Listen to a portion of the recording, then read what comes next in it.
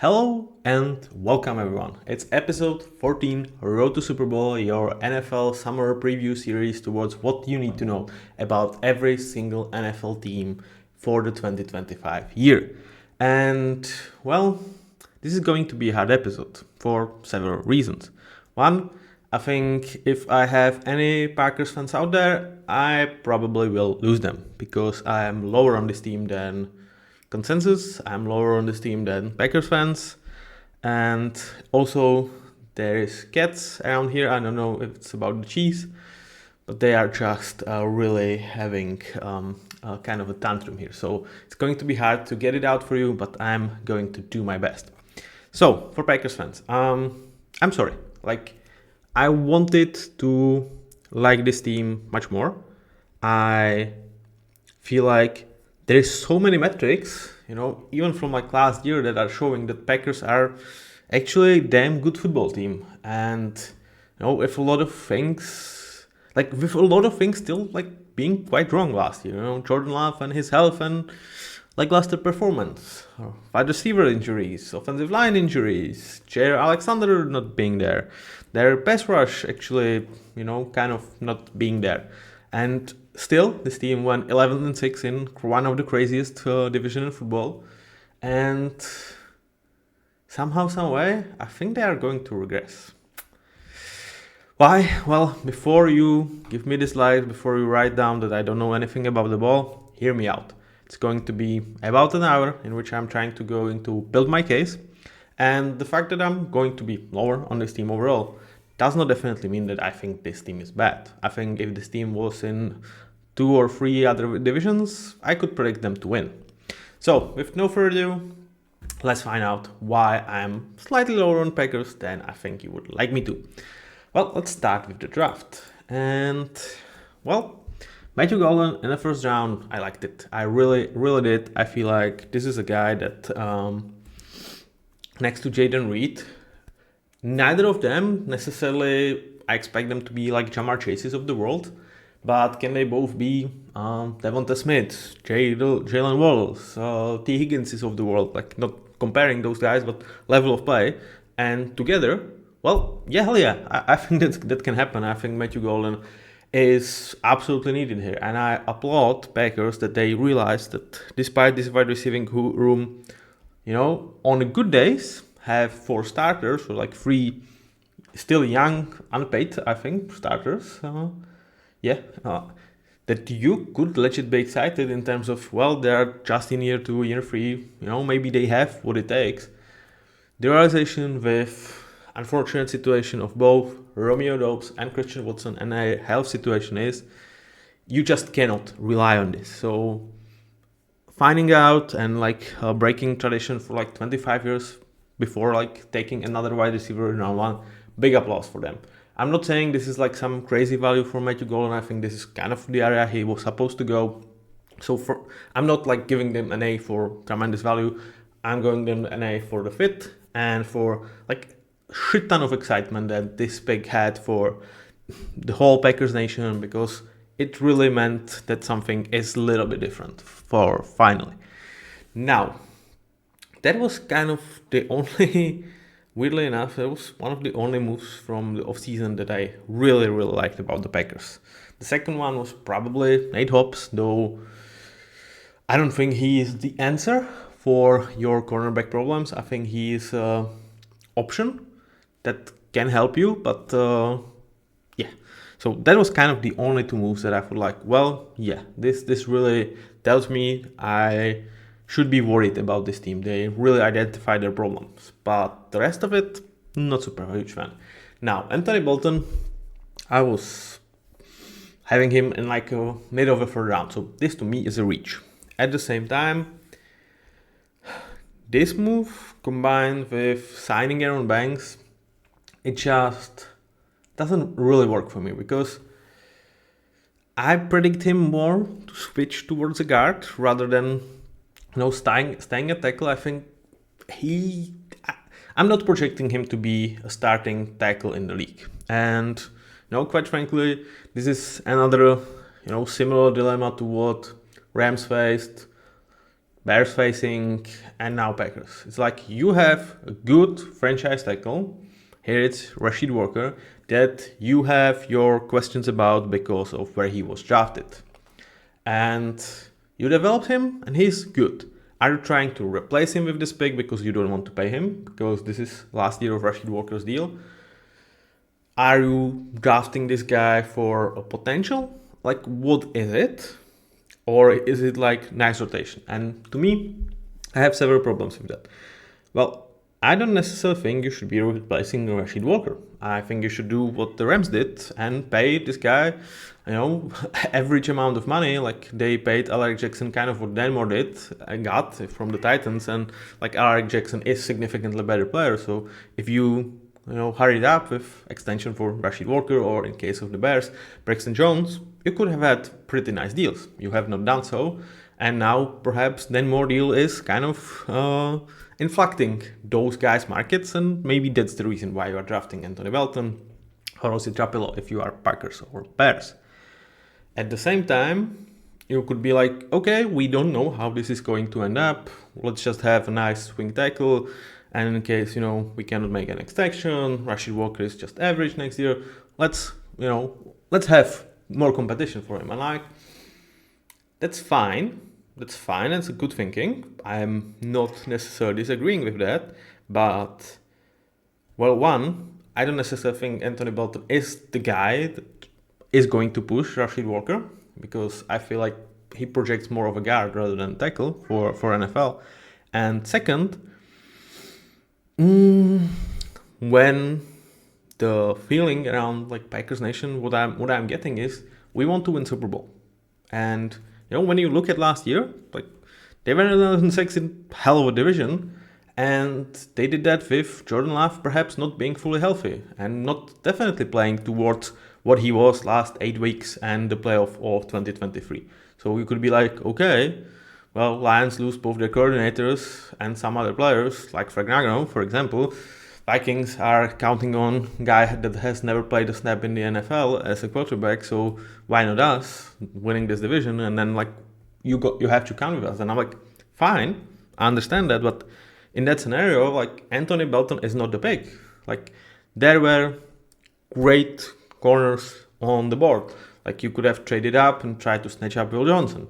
You still have Sharon Revel on the board. And I'm like, you have in my eyes, clear weakness on this team. And you don't address it. And that's kind of like combined what I have as a problem with Anthony Belton pick. Overall, like having more depth in your offensive line, having talented guy, like I don't think Anthony Belton cannot be a starter in the league, though I would say it's probably going to be more as a guard rather than tackle, but we will see. And I do trust Packers in terms of development of offensive line. As a matter of fact, that's why I absolutely hated Aaron Banks signing, because that doesn't make sense, but we will get to that. But it doesn't tell me that this is necessarily the year for you. This tells me, well, we are making smart decision about perhaps not pushing us into paying Rashid Walker unless he makes an improvement this year. Which is a smart situation when you are paying quarterback, when you're paying other guys. Like, I understand that. Romeo Dobbs, Jaden Reed extension. Yeah, I have trouble sometimes mixing these two guys, but Jaden Reed's extension is coming probably next off season, though. Like you have him for 2 years of cheap control. So I understand that, but it's not a bad. Again, it's just B-, so it's like kind of your average pick, but it's not the pick that I'm associating with. Let's go for it this year. And then Xavier Williams, interesting player. I feel like a lot of people totally slammed this pick, and some were like, well, this was probably as high as I thought that Xavier Williams could go. And to me, like, it was a reach in my eyes, but actually having Xavier Williams, doubling down on that, understanding that this is not a wide receiving room that, you can count on two guys that you would like to count on in Romeo Dobbs and Christian Watson. And also a player that I think could be really dangerous in the hands of Matt LaFleur. And, let's make that conversation, because I think Matt LaFleur and overall this assemblance of talent is one of the best in the league. I think world of Matt LaFleur. Like, the scary thing is, like last year, this would probably still be like the third most talented coaching staff in this own division, because I think the world of Kevin O'Connell, but he has Brian Flores next to him. I think Jeff Heffley is good. He was really nice first year, but he ain't no Brian Flores. And then you have obviously Ben Johnson and Aaron Glenn. I think with them leaving Detroit and with Jeff Heffley having another year under his belt, they are definitely in number 2 in terms of coaching stuff, though now it's Ben Johnson and Dennis Allen. So it's like, well, good fucking luck.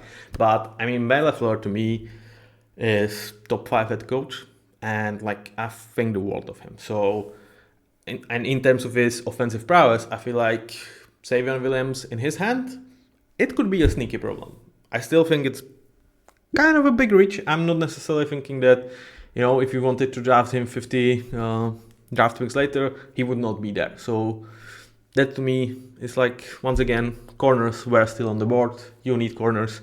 This is much more of a, he could be very, very fun, but in terms of like added value, corners. And in terms of what they did in day 3, unlike previous years, I'm like, well, I'm not like super excited about any of those picks. I think Baron Sorrell is going to be like a contributor, though I felt like he is just a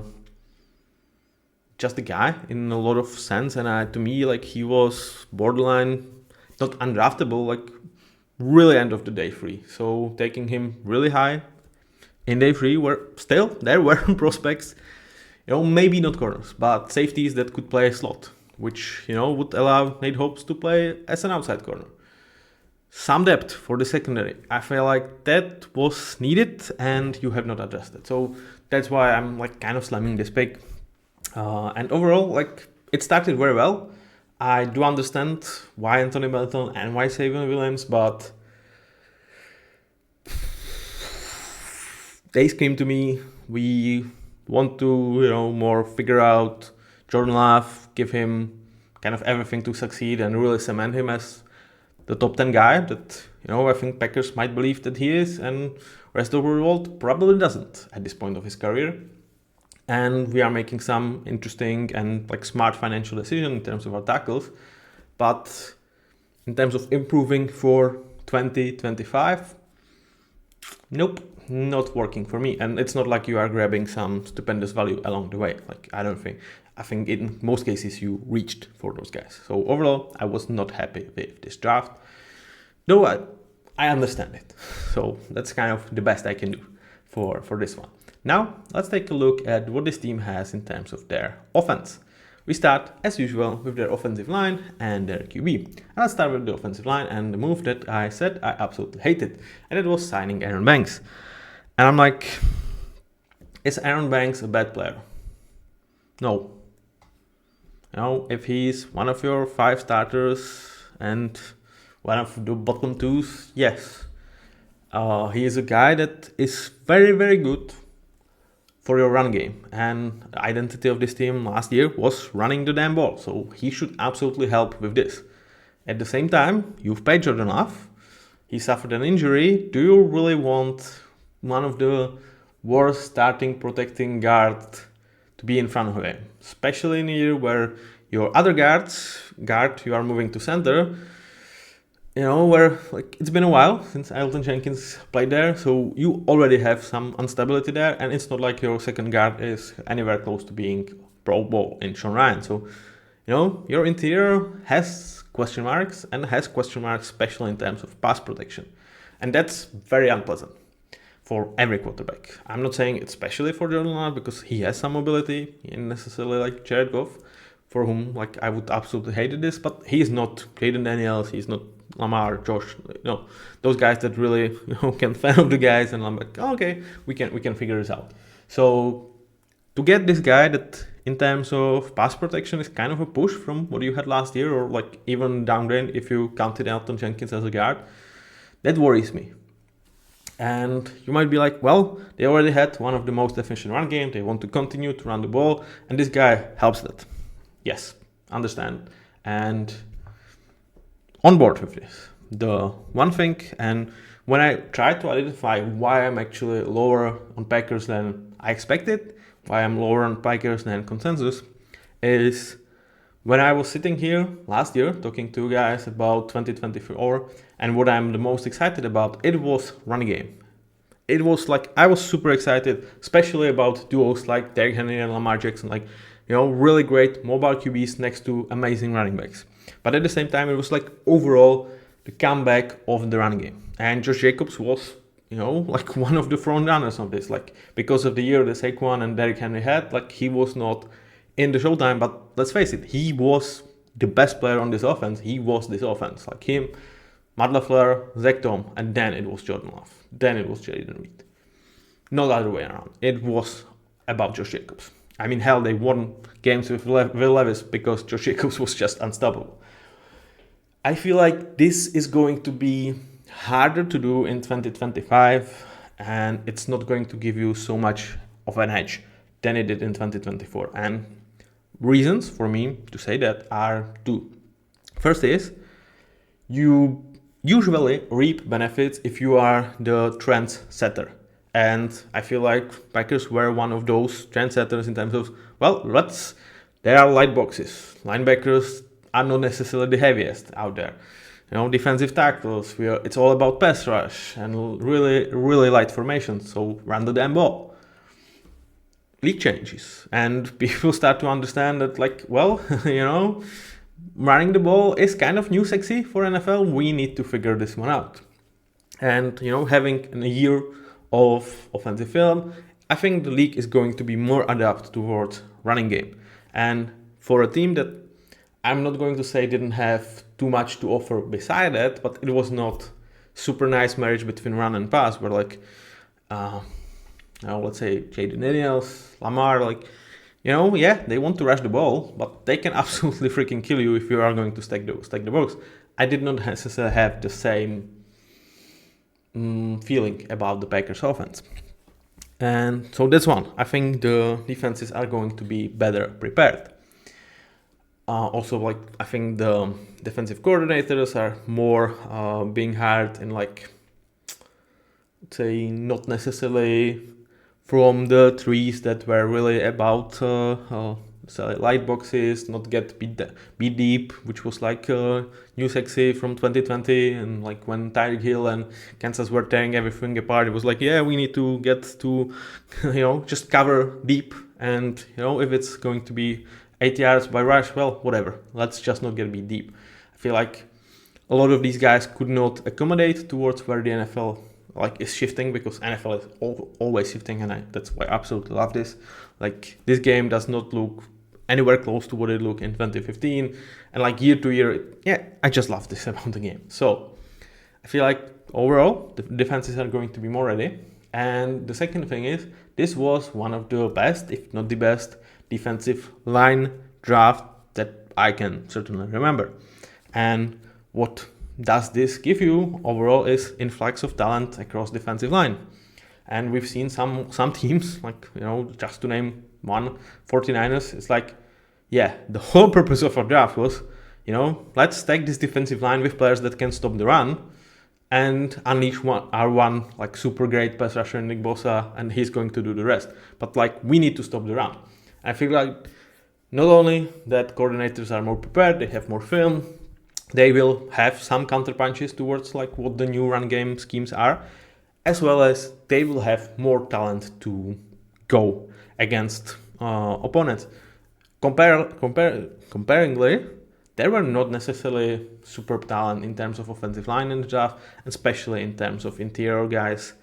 I feel 4 or 5 of them maybe started year one, and that's pretty much it. So compared to, I would say, 15 to 20 defensive tackles and 10 to 15 edges that are going to be significant contributors on the defense, the influx of talent, O-line compared to D-line in terms of run game, I think defense has a huge upside or huge upper hand from this year's draft. So that to me is one of the reasons where I'm worried about the Packers, because Josh Jacobs was the identity of this offense. Okay, so we started with Aaron Banks and ended with this. Overall, I don't hate this signing. It's not outrageous amount of money. Some people are we can cut him after year one. Well, you can, but there is $20 million in that cap hit. And, the way his contract is structured, it's not like after 2 years there is 0 in that cap. It's 13.5 and then 7 million. So, like if he does not serve this contract, which is, I think, overpaid him, you are taking upon yourself some significant chunks of that cap money, which you don't necessarily want to do. Second part of Aaron Banks, why it doesn't necessarily make sense, is like you drafted Jordan Morgan last year, and this is again like, yeah, let's make him compete with Sean Ryan and perhaps not pay Sean Ryan. Okay, understand, kind of, but like Sean Ryan would be significantly cheaper than Aaron Banks, and you are the franchise that can develop offensive linemen, so do you need to overpay for borderline starter? I don't like that. So in terms of this interior, I think Sean Ryan is, like he doesn't have necessarily the traits of Aaron Banks. So like I would say he's more rounded player. Like I don't think he's necessarily a huge problem in pass protection. I also think he's probably maxed out as a player, as this like kind of borderline starter. But that's a guy that like if I can bring to like 3 years, 24 millions, I'm much more happy about him, being there for next 3-4 years, because one, anytime I'm like, well, I don't mind replacing him because the cap hit is so low, and if he's my like sixth man towards the rotation, that's the amount of money you actually pay those guys. And at the same time, if he's my worst offensive lineman, I absolutely don't mind. I do mind paying so much money to have that guy, I would say, of a similar caliber, not necessarily, with significant strength that Aaron Banks is in the run game, but also not with significant weakness, which is Aaron Banks in pass protection. So, I mean, overall, I don't think there is a huge difference between Sean Ryan and Aaron Banks. Now, with Elgton Jenkins, he was a damn good guard for this team. Now they are trying to play him as a center, which I think he did some of it in college, and like he should work. At the same time, like, can he keep being important starter as a center? We will see. It's definitely not proven. It's been some time since he played it, and also like for center, you are paying him like 20 million a year. So I think he's kind of the highest paid center in the league right now, for a guy that you are not certain that he is top 5 center in the league. So I have questions. I don't doubt that Anthony Jenkins is a great professional and he's putting a lot of work to make this work. So I don't think it's going to be necessarily a problem. But for actually quite a huge investments that you have in this interior, like you are paying 40 million and you have a guy on a rookie contract here, it's a mediocre interior. In terms of tackles, I mean, I love Zach Tom, man. This dude, to me, he is like in the conversation for who is the best Packer, not named Josh Jacobs. I think it's either Zach Tom or Xavier McKinney. If you take like value of positions out of the occasion, I would probably give my nod to Zach Tom, and to me, he is probably the 4th best right tackle in the league. And the crazy thing is, like, this division is insane because it could have like, 4 of top 7 right tackles in the league. Like we might question whether Daniel Wright is already there, but like it's insane how great right tackles are in this division. So insane. Can Zach Tom necessarily reach Lane Johnson or Penei Sewell? I don't think so, but can he be still elite guy? Can he really make the leap for myself towards that elite category? I think, because like I don't feel like Josh Hines Allen is at the same category of pass rusher as Myles Garrett, but I think he is still an elite edge. So the fact that there is a guy in your tier that is better, like I don't have any more tiers than elite. Maybe I need to figure one for like a 99 club, but it doesn't mean that you are not elite. So I think Zach Tom can definitely be that, and I really enjoy him there. Like in terms of Rashid Walker, poor man Laramie Stansil, like his pass protection is, like quite potentially like almost top 10 in the league. Like he's really good in pass protecting Jordan Love.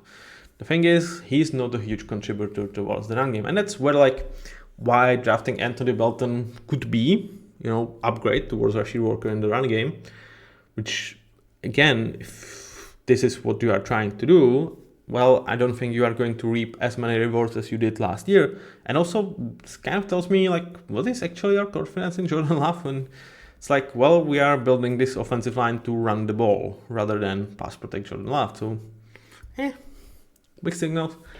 I really wonder what they're going to do with Rashid Walker. I think he's going to play out like his rookie deal. And I don't know if they are going to extend him. Is he top 20 left tackle? It's questionable. I'm not certain of that. But it's, again, absolutely much more about the quality of left tackles in the league rather than about Rashid Walker not being a good player and a guy that I would trust to protect my franchise quarterback. So offensive line, it's not superb one. It should not hold you back, though I do have some question about pass protection of this interior. And given the investment, I don't necessarily am in love with that. Now, to Jordan Love. Okay, so who is Jordan Love? Where do we rank him? That's I think that debate has. I'm not saying this necessarily is Jalen Hurts debate. When it's like, some guys will have him in top 4, some guys will not have him in top 12.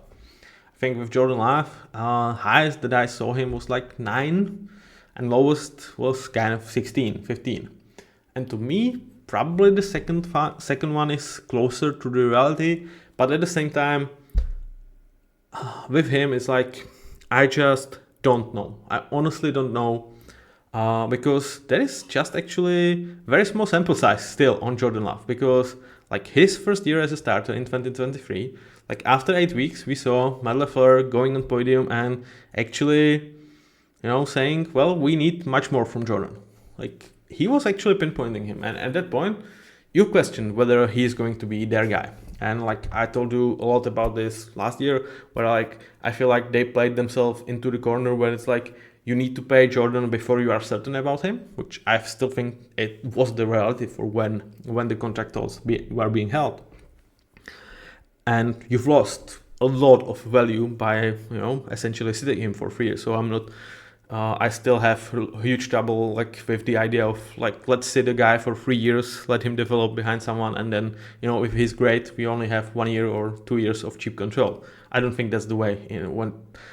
I don't think you can do it super reasonably in like cap hit league. But let's go past it. But towards what's the sample size of Jordan Love? Because after those like 8 weeks, he was special, man. Like the end of 2023, the way he played, and especially the way he played in the playoffs, like he was borderline top 5 QB. Again, one sneak peek to last year's episode, I was saying there was a game Seahawks. Like we lost to some like silly game. I think it was like Mason Rudolph led Steelers. And if we didn't, we would snack to the playoffs over the Packers, and Jordan Love would not have those playoff performances in which he looked awesome. And the conversation I think about Jordan Love would be different. So it's like swing of butterfly wings, or you know what they say and stuff. It's like small things that actually have huge influences of like this guy's career, the way we talk about Jordan Love. But okay, so he has half year of is he this guy, and half year of, oh my god, it might not be our guy, it's like the guy. And then week 1 he gets injured against Phillies. No, not Phillies. It's not baseball, against Eagles. And after that, we thought, well, maybe his season is over. They could win a couple of games with Malik Willis even then. And then he comes back and he was like, meh. I mean, his TD to interception 26-14 looks good on paper, but it was still, 16 big time throws, 14 like turnover worthy plays. So I would say he kind of ran the good edge of the variance. And like he still has like some super boneheaded moments when it's like, what are you doing, Jordan? And the fact that they really kept the ball from his hand to run through Josh Jacobs, like they were one of the most 50-50 teams in terms of running and passing the ball, I think tells you a lot about how they trust Jordan Love. At the same time, you can be like, well, he was injured. He was not 100%. You can say, well, his offensive line was not necessarily great, and especially down the stretch, it really wasn't. You can say his receivers dropped a lot of balls. You can say, especially down the stretch, he really was finishing with like guys from the bench in terms of his wide receivers, because Watson was injured, Dobbs was injured, Jalen Reed was like semi-injured. So he's an enigma to me. Like, he can definitely be a guy that can make me look like a fool for not being high on this team, because if he is what he was at the end of 2023, this team has legit Super Bowl upside. It has, even though they have one still significant weakness that I'm worried about. But, Jordan Love, end of 2023 season, yeah, sign me up for that. Is it going to happen? What is Jordan Love? I'm not sure. If I would have had to guess, I feel like they will try to protect himself from himself. Perhaps his numbers will look good, but you will still feel like this is the offense that is functioning with him, not because of him, but also not in spite of him. And that would probably be my guess, that he's kind of in that range of like 14 best QBs in the league. Some games he has amazing throws. Some games, it's more yellow, but they will try to limit. They will try to limit his variation over the game. So like really try to, perhaps limit the upside, let's say 50%. But if we by doing that, we can limit the downside 80%. We are much more happier than like really let him cook in a way. So I think that's the most likely outcome, but I don't know. And, your guess is as good as mine. I'm not sure. Like, I don't know how much the injury influenced him. I don't know how much like actually having Matthew Golden could be big for him. And also like, it could be like the worst case scenario. Like, there is still just 8 games of Jordan Love tape that I'm like saying, yeah, this is a top NFL dude. The other ones are like, well, there is special traits in him, but he's way too inconsistent. That, yeah, he's not Jameis Winston, but is he so much better than your? I don't want to say it Packers fans, so like I'm not going to say Kirk Cousins. Oh, I did.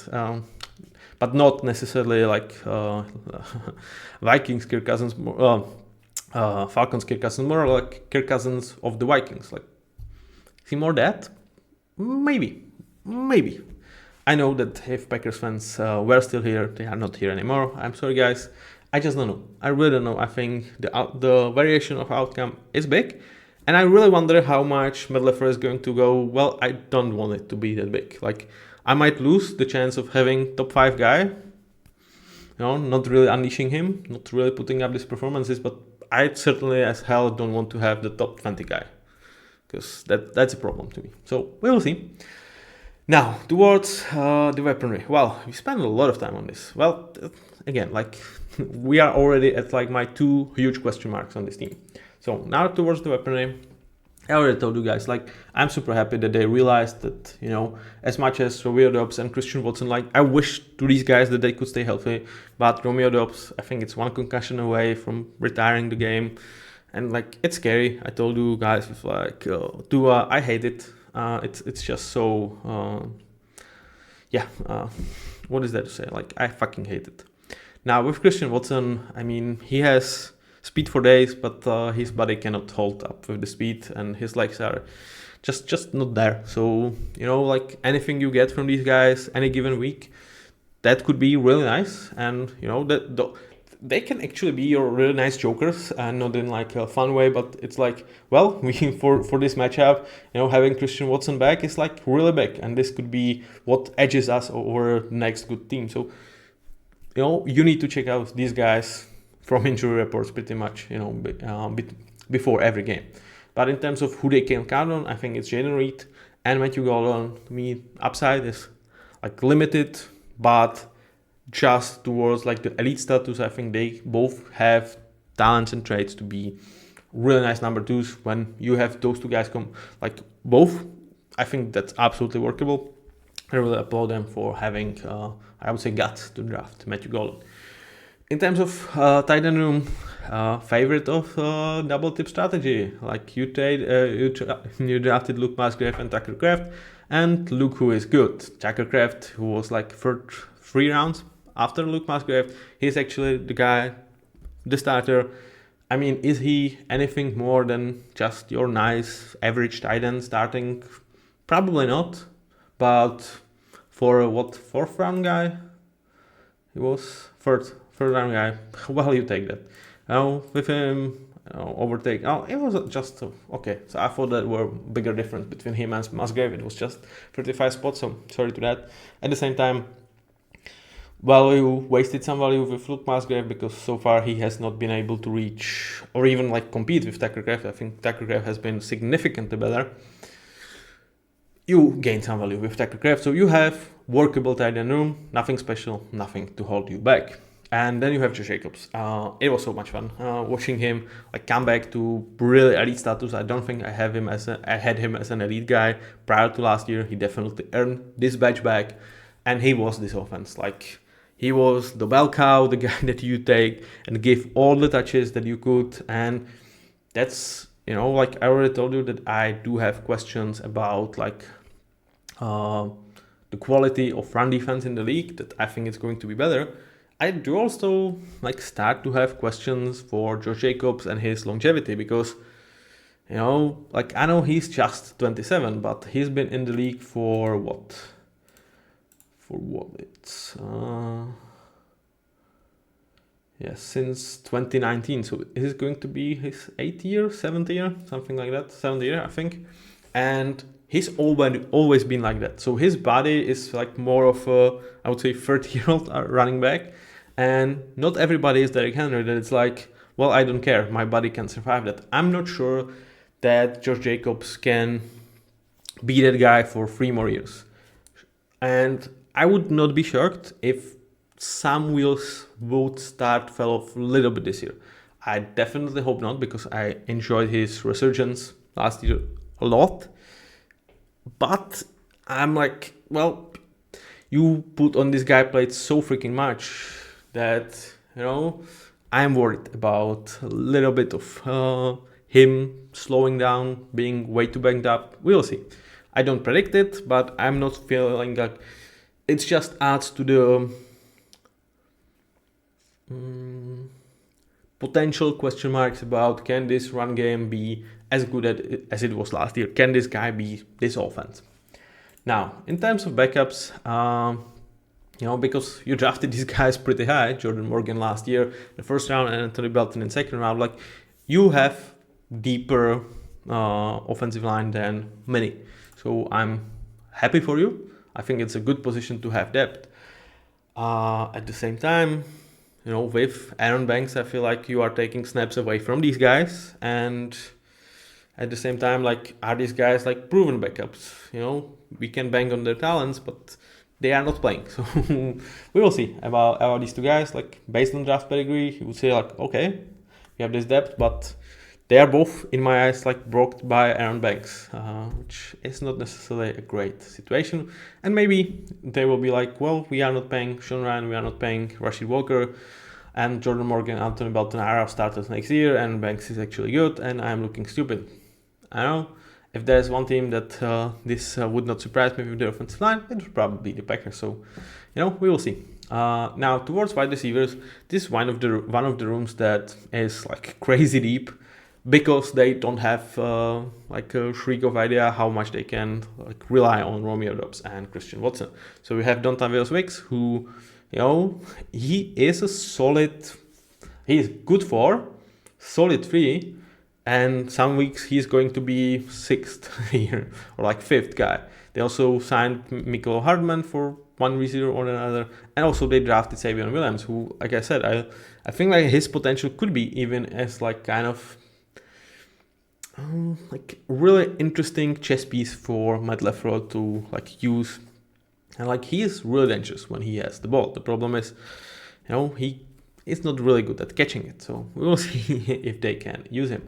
Now towards Luke Musgrave, he had like solid year 1. I think I didn't have hard to lower him towards just a good backup because he didn't play much last year. But yeah, we are probably talking of him much more in that category. Malik Willis, intrigued. Like, he was actually kind of nice when he needed to step in. So, again, was it because it was early in the year and you were totally reaping benefits of being the trendsetter with the running game? Or is there like something in Malik Willis? So I'm not ruling this out. The possibility that he could be, Jacoby Brissett of the world, perhaps. In terms of like, if he is someone starter and he has some traits, not necessarily, like he has traits and like, maybe for game of 2, they can play with Malik Willis. And now like the big find for them was Emmanuel Wilson last year. Like this was a really nice backup to Josh Jacobs that I think like really took advantage of like, well, Josh Jacobs is going to wear you down, and then here I come. And the defenses are like, God damn it, let us, take a breather. And if you took a breather, he was behind you. So very nice find, nice backup. He's going to compete with Marshawn Lloyd, the guy that drafted last year. I think he is like my favorite to have this job, because why wouldn't like really go with him? And like he has still 1 year or even 2 years of cheap control because he's going to be a restricted free agent. So really nice find, really similar to like Jordan Mason with the 49ers, guys that went undrafted in the league and really, can be solid supplement towards your run game. But if Josh Jacobs go down, I don't think he's a guy that you can give 25 touches a game. So definitely, if Josh Jacobs has troubles, this offense could struggle big time. Overall, when I look at this offense, it's good. It has potential to be great. It really does. And is, to me, led by Matt LaFleur. I think this is the offense that is dragged up by insanely good coach. That's nothing bad about this. And, if pieces click, watch out. Am I certain that they will click? Or that they won't lose some of the edges that they had last year? Well, no. And hence, like some of the questions that I have with the Packers. Now, towards the defense, and this is defensive line that I really come up with what they remind me of. And they totally remind me of Washington defensive line like 2 years ago. Like this is a bunch of highly drafted guys that are not busts. Like Lucas Van Ness might be, they are not busts by any stretch of imagination, but like given how much you invested into this group, you would expect better than being like mid-level, perhaps not even that in sometimes off the road. Like it just, like I was like looking at this, I think they drafted all these guys in first round. Let me recheck on that one.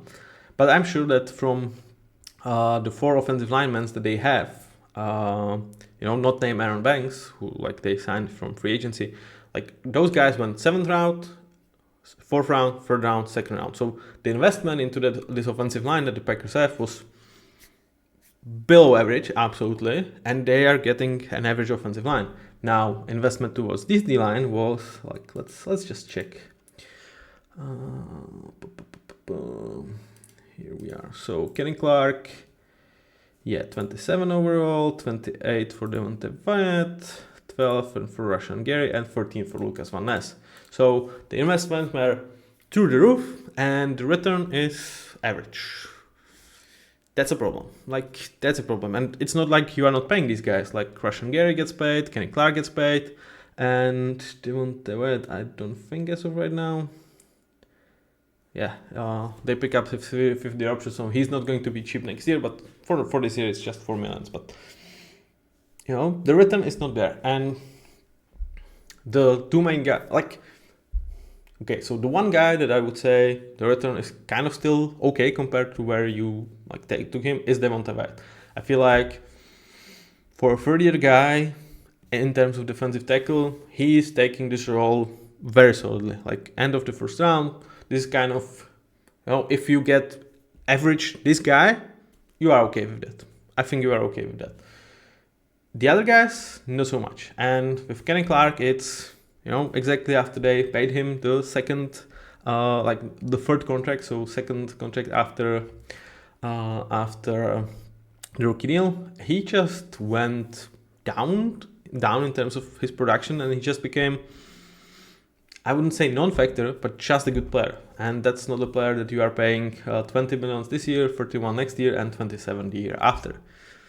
That's a liability on this contract. Like, this is not a good contract for what Kenny Clark is. And the thing is, I don't necessarily expect resurgence from Kenny Clark because, like, he has been in the league for so long. Like, he's not the oldest guy, he's just 30, but like his body feels more like 35. So, problem. Now, Russian Gary, I'm not saying he's bad in terms of bags for your money. It's more like it's disappointment with Russian Gary for last, I would say, 20 to 25 games. Because early in 2023, he started like a guy that, you know, has this trajectory of Josh Hines Allen, Aiden Hutchinson's of the world. Like, he really is going to get into the elite category of pass rushers, of edge guys. And then since then, he's much more like a guy, like really good edge, but kind of, you know, like even below Montez Sweat sort of level. And I'm definitely questioning if like amazing starter should be still next to his name. I kept it there because like new coordinator, necessarily the rest of the defensive line was not really superb, and if there was one of the guy that really can deliver the sacks, it was him. But no, overall, like it's more of a, you know, you really the trajectory was like here towards eliteness, and now it's like, well, it's probably just a nice two for us, nothing more. And that's a little bit disappointing for Russian Gary, where you hoped that he could really emerge as your star pass rusher. And opposite to him, Lucas Van Ness. And, you know, 2 years in the league, he didn't show much. Like, it has not been dreadful, for sure. Like, definitely last year, especially in the end of last year, like, he had nice pass rush production. And you start to see why this guy was drafted 13 overall. But now he is going to be full-time starter. And, you know, given that I don't expect Kenny Clark to come back to being one of the better defensive tackles in the league, I'm absolutely not certain if Russian Gary could like stir the boat and really at least be like low end 1 rather than really high 2. And Devonta White, I think like is good, but not necessarily insane. They need Lucas Van Ness to work because last year they struggled with pass rush, and you know, when you look at this group this year, and again, like especially in this division where like every other team invested hugely in terms of offensive lines, all of other teams have special tackles. Like the worst tackle in this in this division, not named Rashid Walker, is I guess Braxton Jones. That's tough, man. That's tough, man. And you know, Vikings tremendously improved their interior. Bears did the same, and Lions, yeah, in terms of interior they downgraded, but they have Penei Sewell, so good fucking luck. So yeah, they need for these guys to work, and I struggle to see this defensive line actually deliver anything close to what you kind of paid in terms of draft capital to assemble this. So it really reminds me of like Washington, when you know you felt good about a lot of those players, and they are not bad players, but given the investment, you are not happy. Now, linebackers. I mean, what a season from Edge Cooper. Like, this was a guy that I was questioning, I think, this draft pick, because, you know, Quay Walker next to him. Insanely talented and gifted linebacker in terms of physical traits, but not really great feel of the position. And he comes in, and he was actually great. Like, one of the most impressive year one linebacker performances I've seen, definitely. And, you know, the thing was, it was not just him on blitz packages and really rushing the passer, in which he was exceptional, but he actually had zone IQ to coverage, and he was a nasty run defender. So, you know, special type of guy. And why I like question these picks? Well, next to him you have Quay Walker, who, you know, comes with very similar physical specimen, but just never figure out how to really play linebacker, how to really put this into play, like how to have feel for coverage. So they've busted on these guys. Like, I'm not saying Quay Walker is like super bad linebacker, but for first round, yeah, he's a disappointment. Though he could be sneaky pickup for someone next year. Like he still has traits for day, and for what it's worth, like he's playing. Like it's not great, but he's playing. And next to Edge Cooper, they find themselves, dare I say, top 12 linebacker duo. It's heavily dragged by Edge Cooper, and that was like, it's really interesting to have these amazing athletes, but you need to have a guy that has feel for coverage. I don't want to say brains, but feel for coverage. And the fact that Edge Cooper was able to find it in year one was like special, man. It was special. So huge kudos to Edge Cooper and like the group that developed him. The only question mark here is it was just 550 snaps, so it was not a full season. So hence why this is not even higher grade, because like if he had this year one and played 1,000 snaps and more, I might even push myself towards moving him to amazing starter, because it was so good for when he was out there. Now, in terms of secondary, here comes my ultimate wildcard for this team, because who is playing outside corner? Tell me, really, who is it? Because I don't know. Like, I don't know what the plan is, and I feel like a lot of Packers fans that I listen to, and I was like, well, we didn't draft a corner in a draft that had some corners and like really some nice prospects falling down because of injury concerns towards second and third round that we could have drafted. We could have had Matthew Golden and, let's say, injury prone, but prepared to start corner. And like Sean Revell, we could trade it up for Will Johnson. Like, it was all possibility, and you have not done so. So I feel like the expectation was like, well, they will figure things out with Jair Alexander and they feel good about himself. And then they cut him. And it's like, okay, so what is the plan exactly? Because I don't actually know. As of right now, they are saying their starting outside corner are Carrington Valentine and Keyshawn Nixon. And I'm like, in a division with Justin Jefferson, Jordan Addison, Jameson Williams, Amon-Ra St. Brown, Rome Odunze, DJ Moore, Colston Loveland, etc., etc. I mean, there is a reason why you went 1-5 against this division, and this is part of it. Kind of huge. I'm like not saying these are bad players. I actually think like Carrington Valentine as your number 2 and really guided, I think has nice potential to be league starter outside corner. I'm fine with that. But Keyshawn Nixon is nice depth piece, not starting outside corner that I would be happy with, and I don't think it's in him. I don't think he has traits to do it consistently for several more years. So I struggle with this decision. I would be probably like, if I had to shift this around, to me my starting 5 would be Nate Hobbs as an outside, though I'm putting him from the spot where he is at his best, which is at nickel, at slot. So it sucks. But, probably putting Javon Bullard instead of him towards nickel, playing Hobbs and Valentine as an outside guys, and McKinney and Williams at safety, that would be my starting 5. That I feel like, I don't like it, because I'm putting Nate Hobbs from the position I want him to be. Like, I want him to play as a slot, because he was really outstanding. And I was signing that I absolutely love. Like, for this amount of money, sign me up. Like, he has the versatility to play outside, but as one of the better nickels and really tough guys, sign me up for this. Like, really nice contract to me. Like, when I said like Matthew Golden, this was the other move that I was absolutely excited about for the Packers. But as I'm looking at this, like, I don't want Keyshawn Nixon to be my starting corner in this division. Like, if this is a team that doesn't have Super Bowl aspiration, okay, like you want to develop your own guys, not make it easy on Javon Bullard, you have to earn your opportunity. Okay, I'm fine with that. You have your Xavier McKinney, your star. You have your like floor raiser in Nate Hobbs and really solid guy. You have potential in Valentine, Williams, and Bullard. Okay, I'm okay, but it's not okay if you are in this division and you want to win it and you want to go to the Super Bowl. Like, this is not good enough. This is my ultimate like problem with this team, that I'm like, you went 1-5 in this division, and I think this secondary could be a reason that you go 1-5 in this division again, because like I don't see these guys compete on the highest level.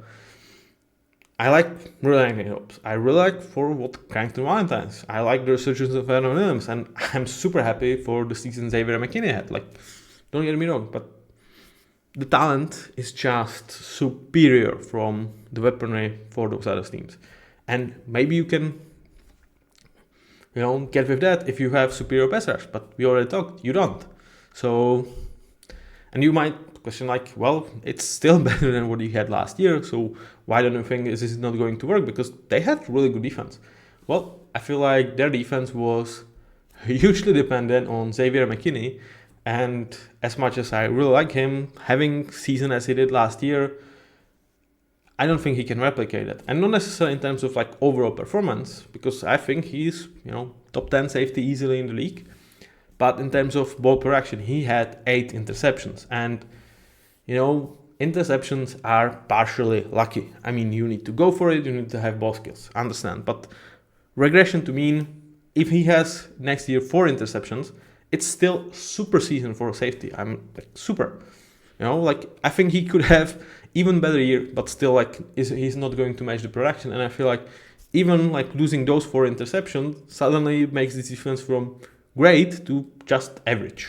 And that's a problem. That really is problem. And at the same time, like it could be even worse, because I think those guys could be picked up on by the offenses in the league. I feel like they stumble into really good play from Valentine and Williams, and even Keyshawn Nixon did not play bad for what he is. Like I'm not saying Keyshawn Nixon is a bad player. I'm saying he is your backup corner, nice gadget guy, like a guy that you take and put on the field in a pinch, in some packages. Why not? Not your starting outside corner that you want him to face Justin Jefferson. No, I think it was actually him who put a really nice cling on Justin Jefferson, but one game, bad offensive line from Vikings. There were some context to this game, but I think it was actually him who really had a nice game on Justin Jefferson. But I don't think that's sustainable. I don't think the Xavier McKinney's production is sustainable, and I don't think like the secondary I felt like played better than kind of some of its parts. It's hard to sustain it. I really think it is. So, and at the same time, like it just kind of pisses me off because there were chances, and still they are. Like Sandy Samuel, why are you not making some goals? Like I don't know. It feels weird. Like man, you also don't have depth. Like who is your next corner? Like if these guys, I think they would mix it up and push Jalen Bullard towards nickel and Nate Hobbs towards outside if one of these guys go down. But like there is not really an outside corner I trust. Like Corey Ballantyne probably. So I don't get it, man. I really I'm kind of disappointed at them really saying this is fine. Because I think it's kind of the hubris that could cost them a lot, and it's probably my ultimate, down factor. That I have too many questions about some other stuff that this team was really good last year, and I'm not sure how good they are going to be this year. To put this much on top of it just really pushed me towards not being super high on them. Now in terms of backups, I think the defensive line is kind of average depth. What scares me is I'm in terms of edge, if Lucas Van Ness is not working, Kingsley had some nice moments. I don't necessarily expect too much from Barnes or also. It really is Lucas Van Ness, he needs to work. In terms of secondary, I really don't see backups that I would trust. The linebackers, they picked up Isaiah Simmons, who is Quay Walker, but even worse, his talents just did not translate into him grasping how to play linebacker in the league. This were his stats for Giants. I really wanted to put rather his stats for the Giants here rather than he was signed to manager 1.1 million type of deal. You can see it was really bad for even Giants. So I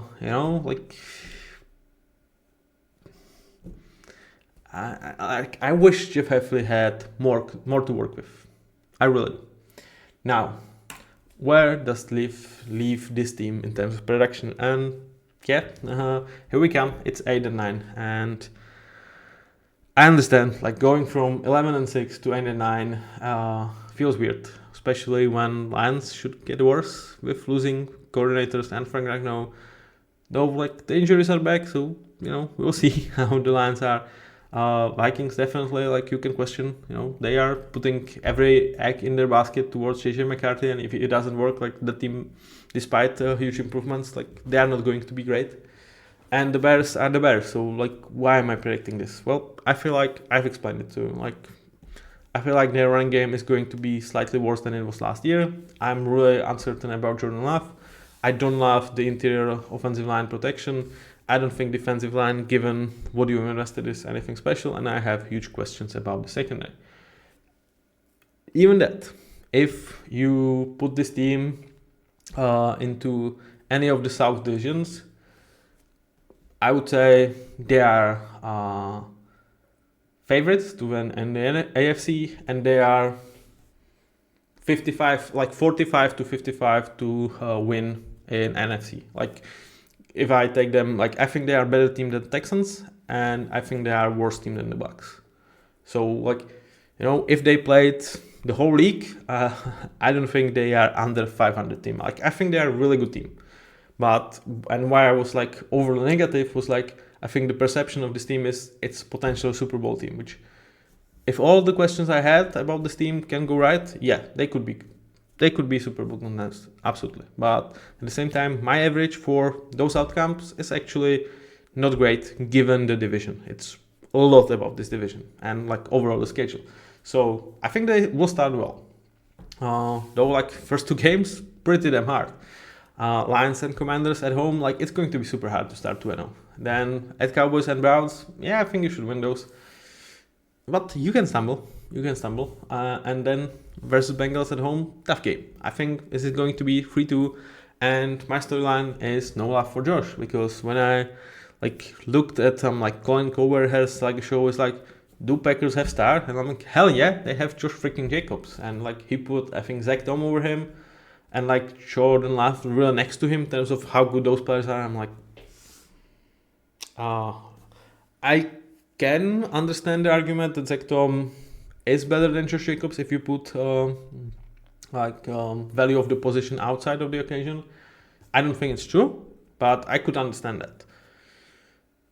Having really, like, I think he had Jordan Love as, like, third best Packer, like, over Xavier McKinney, over Rashan Gary. I'm like, I really don't know about that. So to me, Josh Jacobs, like, really went under the radar because of great season of Derrick Henry and Saquon Barkley, and perhaps, like, flashy Bijan Robinson and Jahmyr Gibbs. Like, he's up there with these guys. Like, he is an elite running back. So this is my way to give him laugh, and he's really good. Really good. But I think it's going to be 3-2 record, and it's not a great start. Then 3-3 for the mid part of the season. To me, it's about golden opportunity.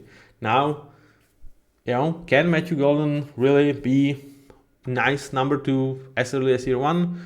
Can he even be more than that? Like, if he can, we are talking again about different Packers.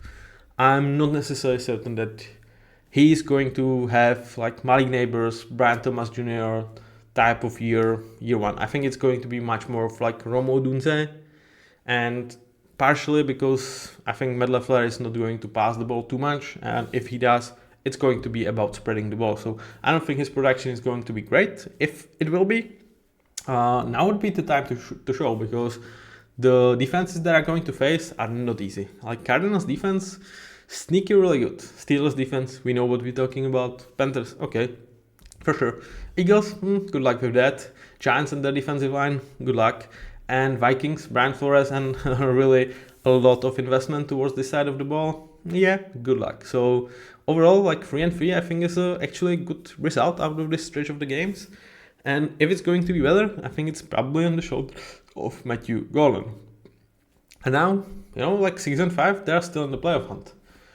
And then it's North pushing them south, and they will play 5 teams from North, four teams from their own division, and we saw how did it go last year. To me, this is going to be about like, can Rashan Gary and this pass rush step up and get to Jared Goff, get to JJ McCarthy, get to Caleb Williams, and can they help the secondary to sustain the amount of weaponry that these teams has? I think that's going to be hard, and you are also playing 4 times on the road, which is actually a pretty big disadvantage, because like at Lambeau, you want to play there as Packers at December because you have a huge home field advantage, and you only have that against the Ravens, who are like extremely well established to actually play in this weather because of their rushing offense, and you have Bears in like, I think it's like late November. It might be even like Thanksgiving. It might be Thanksgiving game, and it's like, well, Bears actually finally won there, and this is your, I would say, most winnable game in this final stretch. So it's brutal stretch. I think it's really brutal. It's really brutal that you have to go 4 times on the road, and to me, this is actually where Packers are not going to really get this late year resurgence and be actually a playoff team. I predict them to not handle their business, 2-4, and overall at 9. Now, am I a Packers hater? I don't think I am. Like, I really don't. I think they can absolutely make me look like a fool. They can win Super Bowl. I think they can. Like, if Jordan Love is what he was in those 8 weeks, if Joe Jacobs doesn't get injured, if this offensive line is just adequate in terms of interior, which all 3 things can happen. If they, stumble upon Matthew Golden actually being really good from get-go next to Jaden Reed, perhaps Christian Watson or Romeo Doubs can stay healthy. Yeah, very nice room in terms of weaponry, and there is still huge investment in this D-line, so maybe they can, in second year with Jeff Heffley, get a lot of it. Then Edge Cooper could become an absolute superstar from linebacker, and the secondary could hold on. It can happen. I am not saying no, but when I was looking at this, despite me thinking it's like 13th best team in the league, I predict them to finish 8-9 because of the division and specific matchups that they are going to encounter along the way that I don't think they are necessarily well equipped to handle. So this is my take on Packers. I know I was negative, and it was kind of like trying to explain myself why I'm not like super high on this team. If I were talking about positives, like, I think this coaching staff is freaking amazing. You have one of the best, or perhaps the best fans in the league. I loved the resurgence of Joe Jacobs. I think you have upside of several players on this team to really like push you over the edge, and I can see that. On average, it doesn't add up to me. So thank you for listening. If you are still here, write me down in the comments how you felt about this, where was I wrong, where maybe I'm right in some things that I'm saying. And we will see you with the next one, either Vikings or the Lions. Who think I put to win this division, aka who are we not going to see in the episode 15? Let me know. Thank you very much for listening, and see you with the next one. Till then, have a nice day.